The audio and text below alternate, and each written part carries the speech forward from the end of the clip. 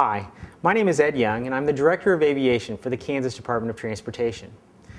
When we conducted the Long Range Transportation Plan in 2008, you told us the number one thing that the aviation system needed was a system plan. It's hard to determine where you need to go if you don't exactly know where you are. So we spent the last year doing an inventory and then 6 months doing a systems recommendation for each of the airports and the rules that they serve. The result was a system plan that categorizes 5 different categories of airports and then identifies the recommended guidelines for those airports. In other words, how long the runways should be, how wide they should be, whether they have weather reporting, and so forth. The system plan itself then established a set of gaps maps that tell us exactly where we have issues in terms of service. This slide shows the air ambulance gap map.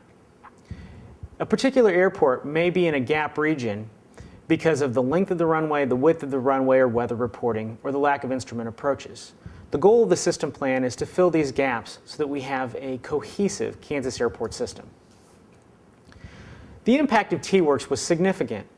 The passage of T-Works allowed us to launch a pilot program this year, which allowed creativity in terms of our eligibility requirements. We expanded the eligibility, and we also sent a detailed letter to each community telling them what their particular recommendations under the system plan are. The response to the pilot program was encouraging. We received 74 project requests, a record for a single call since the KAIP started in 1999. The total amount of the projects requested was $17 million. We only had $1.3 million to spend, but we were fortunate to be able to give 25 grants to a variety of communities for typical projects like runway sealing, but also some new projects, for instance, repairing infrastructure issues like FBO and pilot lounges. The pilot program was announced on August the 25th. After doing the pilot program, we determined that the guidelines for the Kansas Airport Improvement Program needed to be revised. They include additional eligibility for self-sufficiency, and there's also a change in requirement for planning grants, where they will all be funded at 95.5. We determined that a number of communities would be requested to do a very large undertaking, and KDOT wasn't providing any planning funds to determine if that undertaking was even feasible.